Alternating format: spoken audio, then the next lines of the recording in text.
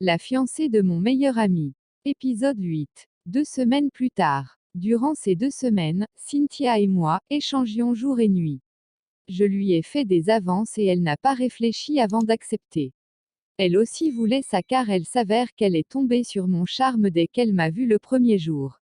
Alors, c'est comme ça que notre relation a commencé. Elle venait chez moi avec Edith suivre le match. On rigolait, on s'amusait, mais Edith avait certaines réactions qui prouvent qu'elle se sentait gênée en me voyant avec sa copine. Cynthia ne remarquait rien, mais moi oui. Des fois elle lance des regards bizarres, juste pour dire qu'elle n'aime pas me voir en train de toucher sa copine. Alors pour ne pas augmenter sa jalousie, lorsqu'elle vient à la maison, je me mets à l'écart après avoir donné une petite bise à Cynthia. Mais elle se sentait toujours gênée lorsque Cynthia est dans les parages. Je ne comprenais plus rien.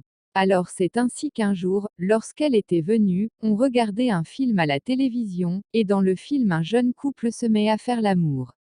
Cette fois, Cynthia était à mes côtés et elle commence à se serrer contre moi en passant sa main sur ma jambe.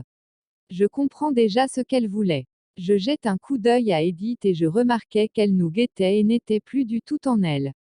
Alors pour ne pas créer de désordre, je me lève et dis, excusez-moi les filles, je reviens, j'ai oublié de donner à manger à mon chien. Mais Cynthia n'a pas du tout aimé et dit, mais pourquoi maintenant? On suit un film non. Je voulais la répondre mais Edith me devance et dit, mais laisse-le aller nourrir le chien non, et le film ne va pas terminer avant qu'il n'arrive. Elle parlait avec vivacité comme si elle voulait que je me lève auprès de sa copine en ce moment où les autres faisaient l'amour dans le film. Cynthia se tourne, et lui fait des yeux avec des signes en disant que je ne devrais pas me lever comme ça. Mais je leur ai dit que j'en ai juste pour 5 minutes et je les laisse.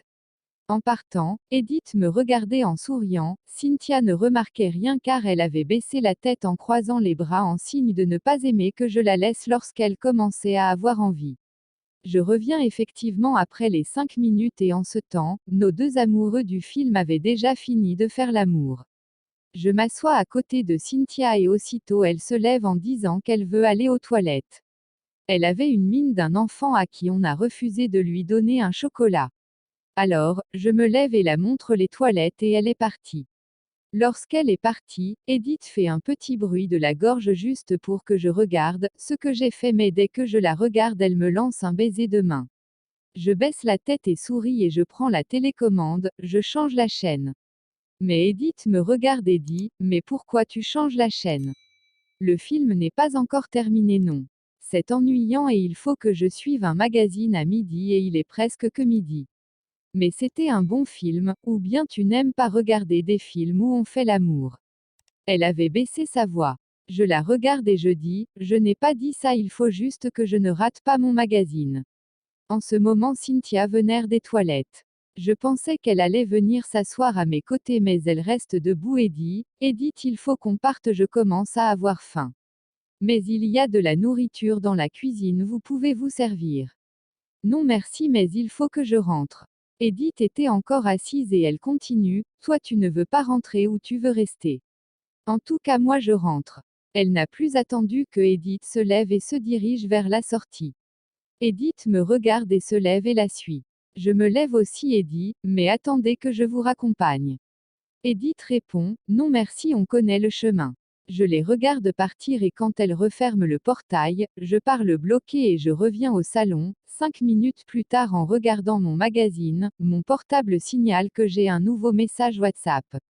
Je regarde et c'était Cynthia, elle disait dans le message, excuse-moi pour tout à l'heure, j'avais envie lorsque dans le film ils ont commencé à faire l'amour et j'avais oublié que Edith était là, c'est après que je suis allée dans les toilettes que j'ai compris ton jeu et je me suis mise dans le jeu aussi en disant que j'avais faim, et je ne voulais pas manger chez toi, c'était pour faire partir Edith, donc s'il te plaît ne te fâche pas et viens m'ouvrir la porte, je suis au portail.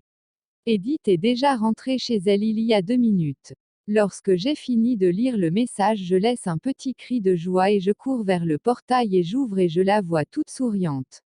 Je la tire dans la maison et je ferme la porte, je la bloque à 2 tours. À suivre épisode 9. Si vous avez aimé l'épisode 8 de La fiancée de mon meilleur ami, n'hésitez pas à laisser votre avis en commentaire, à liker la vidéo et surtout abonnez-vous et partagez avec des amis afin d'élargir la communauté. À très bientôt pour une nouvelle épisode. C'était TM Story, au cœur de la passion.